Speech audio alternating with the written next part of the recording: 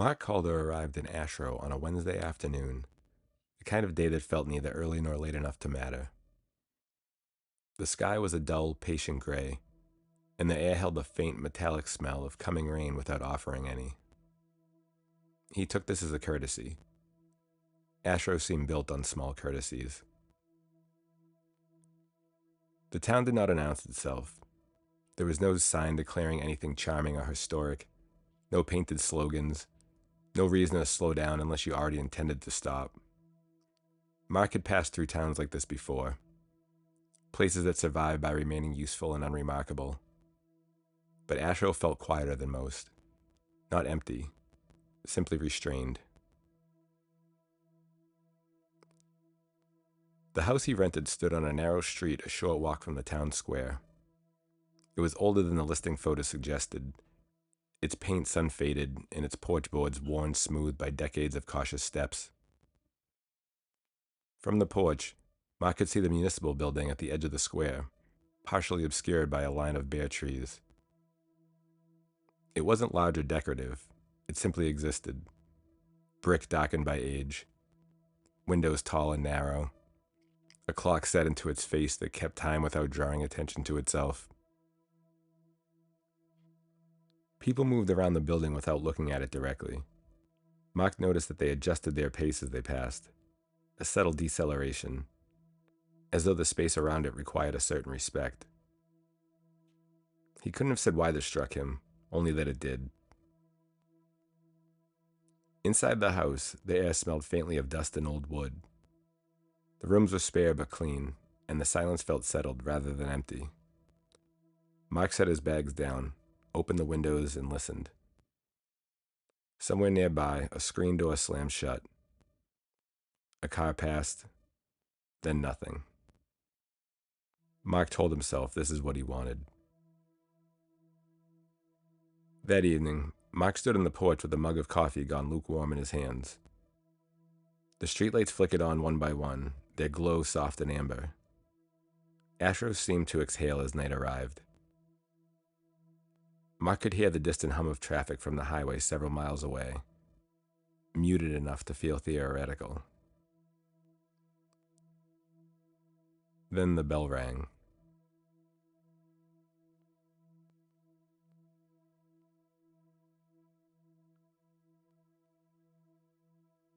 It was not loud, but it was deep. One measured note, resonant enough to feel as though it passed through him with a soft buzzing vibration trying to communicate something. All other sounds of the town seemed to halt, as if removing any competition. The ringing echoed momentarily before fading clearly into the evening. Mark felt himself snap back to reality. The town resumed its flow as if never having paused. A porch light clicked off. A window closed somewhere down the block. Mark stood a moment longer, then went inside, thinking no more about it.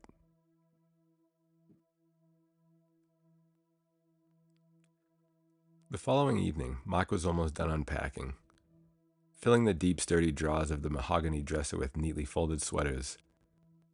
Then he heard it. The sound arrived as he was tucking the last sweater into its row. It threaded its way through the open window.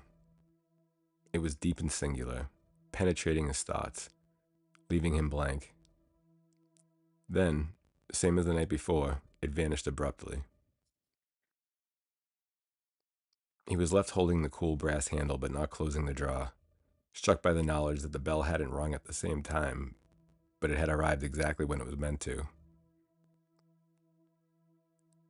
The bell rang again the third night. This time, Mark noticed because he realized he'd been listening for it. He was standing quietly in his kitchen when the sound reached him. It was nearly the same moment as the night before, close enough to suggest intention without confirming it. The note came and went. The evening resumed. By the fourth night, waiting had become part of the ritual. Although he would not have described it that way at the time. He might have said he was restless, or they hadn't yet adjusted to the quiet. But as the sky dimmed and the town eased toward evening, Mark found himself standing at the front window, eyes drifting occasionally toward the square. The municipal building was already losing detail, its brickwork flattening into shadow. The clock face had caught the last of the fading light, pale and unreadable at that distance. Mike noticed that he was breathing more shallowly than usual. Just as the streetlights warmed to life, the bell rang.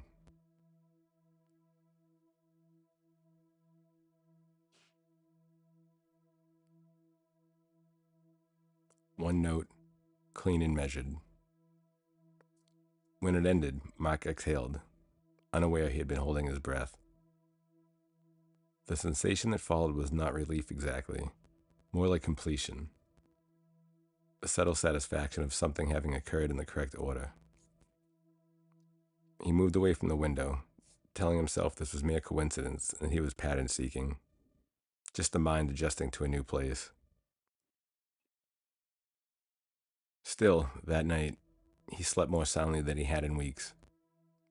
After that, the pattern became difficult to ignore. The bell did not ring at a precise time, but it was consistent enough to feel intentional. Some nights it came earlier when the sky still held a trace of color. Other nights it waited until darkness had fully settled. Mark began to recognize the moments leading up to it. The way the town quieted further. The way sound seemed to pull inward rather than outward. He noticed, too, what the bell did not do. It never rang twice. It never rang in haste. And it never overlapped with other sounds. Mark's evenings adjusted themselves around it. He avoided starting anything he couldn't finish before the sound arrived. He lingered near windows. He found himself growing faintly irritated if he was distracted when it rang, as though he had missed something he was meant to witness. Once, while brushing his teeth, he caught his own reflection staring too intently at nothing in particular. The bell rang a moment later, and the irritation dissolved. He slept better on the nights he heard it clearly. He told himself this meant nothing. Habituation, nothing more. The mind clinging to routine and unfamiliar surroundings. Still, he began to think of the bell less as a sound and more as a boundary. An audible marker between day and night, between activity and rest. Ashrow seemed to agree. Lights dimmed soon after it rang. Cars stopped passing through the square. Conversations lowered without anyone remarking on it. The town did not acknowledge the bell, but it responded to it with practiced ease. Mark did not question why. Mark's days in Ashrow were simple in the way he had hoped they would be. Each morning, he crossed the square on foot, passing beneath the municipal clock without looking directly at it.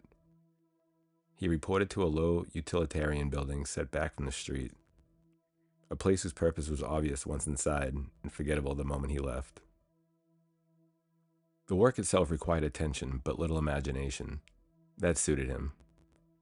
He had learned over time that imagination was where problems tended to begin. The people who he worked with were polite in the practiced way of those who did not expect to become close. Names were exchanged, small routines formed, no one pried. Mark found that he appreciated this more than he anticipated. On his walk home in the afternoons, the town revealed itself in fragments. A hardware store whose window displays never seemed to change. A diner that closed early and opened earlier. Houses that bore marks of minor repairs done well enough to last, but not well enough to admire. Ashrow did not invite attention. It endured it. The municipal building sat at the center of it all, impossible to avoid without intentionally taking the longer route. In daylight, it appeared even less impressive than it had at night. The brickwork was uneven in places, the mortar darkened by age and weather. The clock face was fairly clouded, its numbers worn but legible. Mark noticed that it always kept accurate time. People passed the building without comment. Some slowed slightly. Others crossed the street altogether. None lingered. Mark observed this without assigning it meaning. filing it away alongside other small habits the town's acquired over time. Once, during a lull in the afternoon, he asked a coworker how long the building had been there. Longer than anything else, the man said. Long enough that no one remembers it not being there. What's inside? Mark asked. The man smiled faintly, as though at a question that did not require an answer. Offices, he said, and returned to his work. Mark accepted this. He had become adept at accepting things in Ashrow. He wanted to ask him what the nightly bell rang for, but the conversation had already ended, as was evidenced by the man's attention fully returned to his work. When he crossed the square that afternoon, the municipal building seemed closer than it had before. Not larger, just nearer. Its presence more difficult to ignore. The night the bell did not ring, Mark noticed the absence almost immediately. He was standing in his hallway, listening to the faint hum of the radiator, knowing when the moment passed. Not with ceremony, but quietly, like a step missed on a familiar staircase. He stood frozen, waiting for the sound to correct itself. It did not. The streetlights came on anyway. The town settled into darkness without instruction. Somewhere down the block, a television murmured behind drawn curtains. Mark began moving slowly, listening for something he could not name. The unsettled feeling left to linger without resolve. He told himself he might have missed it, that he had been distracted, that the bell was not a rule, only a habit he had imagined into importance. Still, the evening felt incomplete. He stepped onto the porch. The air was colder than he had expected, damp with the promise of frost. A light glowed in a neighboring house, then went out. No doors slammed, no voices carried. Ashrow did not react so much as it hesitated. Mark stayed outside longer than usual. The sky darkened fully. The bell did not arrive. When he finally went inside, sleep came in fragments. He woke repeatedly, unsure what had disturbed him. Each time, the house felt slightly unfamiliar, as though its dimensions had shifted while he wasn't looking. Morning arrived without relief. Ashrow functioned, but unevenly. Mark noticed it as soon as he stepped outside. A delivery truck idled too long at the curb. Someone stood in their doorway across the street, staring off vacantly.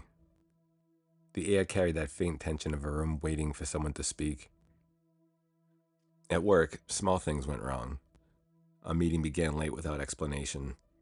A printer jammed repeatedly, as though offended by use. Afternoon memos were never sent out.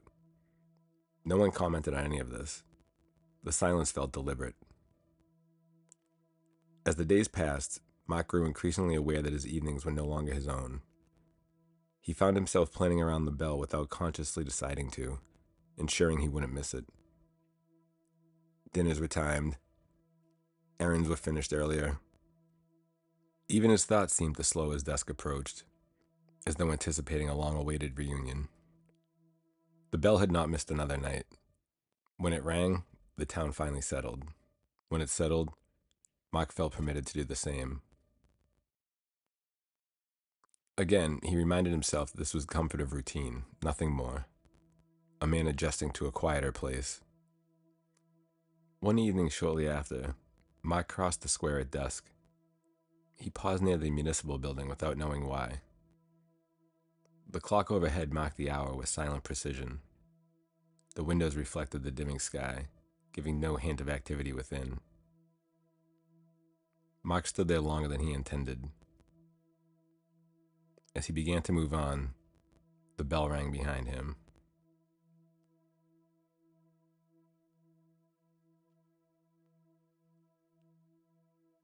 Mark paused. He did not turn around. Mark began noticing the municipal building in ways that felt unintentional, as though his attention were being redirected to it rather than focused on it. He would catch sight of it at odd moments, the edge of its roofline reflected in a shop window, the clock face framed briefly between passing cars. It was never intrusive, it simply presented itself.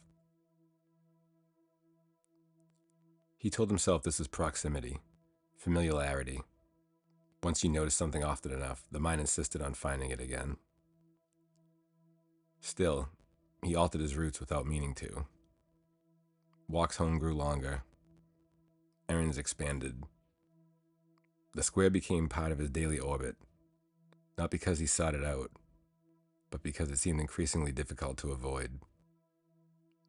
At work, Mark found it harder to concentrate as the days wore on. He began checking the time more often, not out of urgency but anticipation. The bell had resumed its nightly pattern, and with it came the faint relief of restored order. He listened more closely now, alert to subtleties. The length of the echo, the way the sound actually seemed to settle rather than fade. Once, late in the afternoon, Mark noticed a woman standing in front of the municipal building across the street. He could not recall seeing her before. She was speaking to no one in particular, her posture relaxed, her expression unreadable. When Mark looked again, she was gone. It was 2 days later that the flyer appeared. It was affixed beside the entrance, printed plainly and without ornament.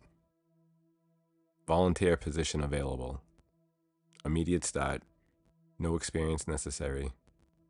Nights required. There was no contact, no phone number, no further details. Mark passed it the first time without stopping. The second time, he slowed. By the third, he stood directly in front of it, reading the words as though they might change if he waited long enough. What unsettled him most was not the flyer itself, but the ease with which it seemed to explain something that he had not yet admitted to wondering. The town had returned to its quiet competence, and yet an air lingered, a reminder of how easily the balance was tipped. That evening, the bell rang later than usual. Mark was still crossing the square when the sound arrived, deeper and closer than he had remembered. It resonated through the building beside him, buzzing beneath his feet. For a moment, he had the distinct impression that the sound was not traveling outward, but inward, drawn down, rather than cast across the town. He stopped. The municipal building loomed above him, its clock face dark now, the hands barely visible. The windows reflected nothing but shadow. The bell finished its note, leaving the square unnaturally still. Mark remained where he was, heart steady. The sensation that had been gathering for days, quiet, persistent, undeniable, finally resolved itself. This was not curiosity. It was recognition. He reached for the door without deciding to. The interior of the building smelled faintly of old paper and cooled stone. Mark paused just inside the doorway, waiting for the sensation he had come to expect when entering unfamiliar places. The momentary disorientation, the sense of intrusion. It never arrived. The lobby was ordinary. A desk stood against one wall, its surface bare except for a ledger and a pen aligned with unnecessary precision. A hallway extended beyond it, dim but not dark.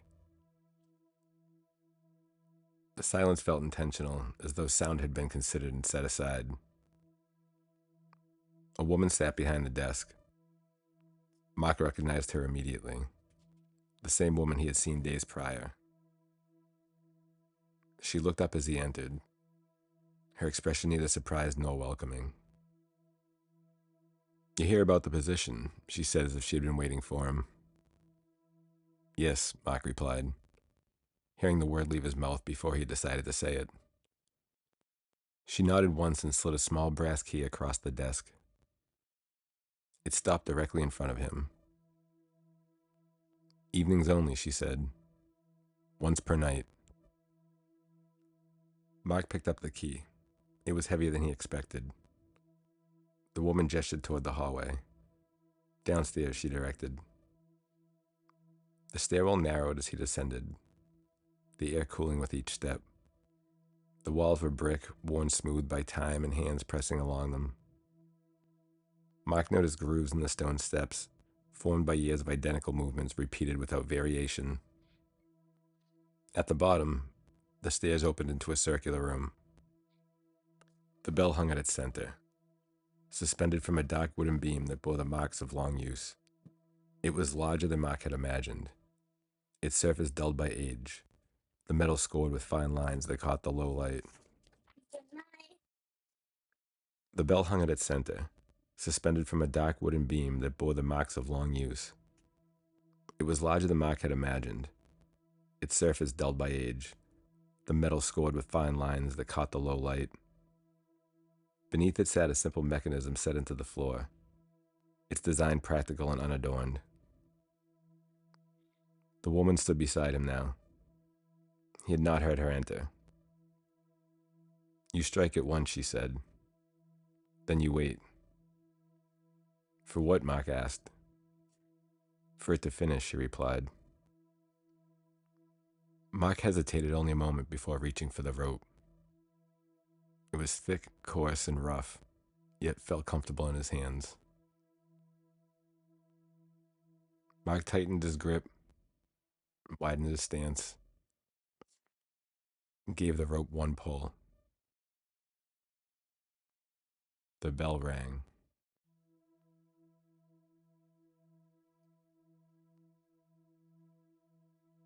The sound filled the room completely, deep and resonant, vibrating through the stone beneath his feet.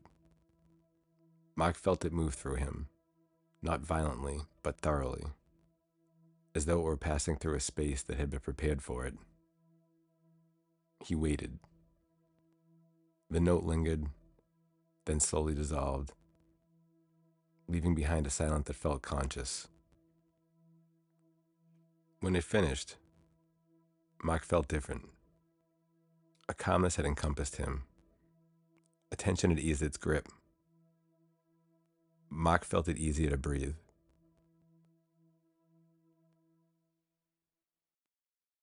"That is all," the woman said, snapping Mark back to the present.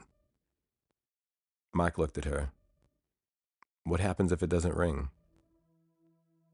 She considered this, then spoke with careful neutrality. "That happens on occasion." She took the key back from his hand. As he began to ask why, she interrupted his attempt. "We only make sure it doesn't happen often." Mark nodded. He did not know why this felt sufficient. As he climbed the stairs, the bell room receded behind him. Its purpose settled back into place. The lobby appeared unchanged. Outside, the square waited, quiet and compliant. That night, Ashrow slept. Mark's evenings became precise. He arrived at the municipal building at the same hour each night, never early enough to feel eager, never late enough to invite correction. The woman was not always at the desk, but when she was, she no longer looked up as he passed. The key remained where Mark could reach. Downstairs, the bell waited. Mark learned its weight intimately, the resistance of the rope, the moment when intention became action. He learned how long to wait before striking it, how still the room preferred him to be. Some nights, the sound lingered longer, settling into the stone with precise patience. On others, it withdrew quickly, as though satisfied. Ashrow responded.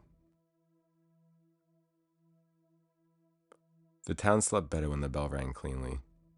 Conversation softened. People stayed where they were. Decisions were postponed without acknowledgement. Mark noticed this not as a change, but as a reinforcement. Something maintained rather than corrected. One evening, after the sound had finished and the silence had fully returned, Mark did not leave right away. The room felt expectant, though nothing remained to be done. After a moment, footsteps approached from the stairwell. "You're lingering," the woman said. Mark turned. She stood at the edge of the room, hands folded loosely, her expression unchanged. "What happened?" he asked. "The night it didn't ring." She did not answer immediately. "He came too early," she said at last, before he understood what the bell was holding. "What happened to him?" Mark asked. She thought about this for a moment. "He left," she said. "Most do." Mark nodded. "And me?" The woman looked past him toward the bell. "You waited," she said. "That mattered." She took the key from his hand and silently returned toward her desk. Outside, the square was quiet. As Mark crossed it, he noticed a man standing near the edge of the street, uncertain, glancing between the buildings as though waiting or looking for something he couldn't name. The man's posture was familiar to Mark. Recognition came without thought. Mark continued walking. Behind him, the town settled into its evening with practiced ease. He was already preparing for the next night.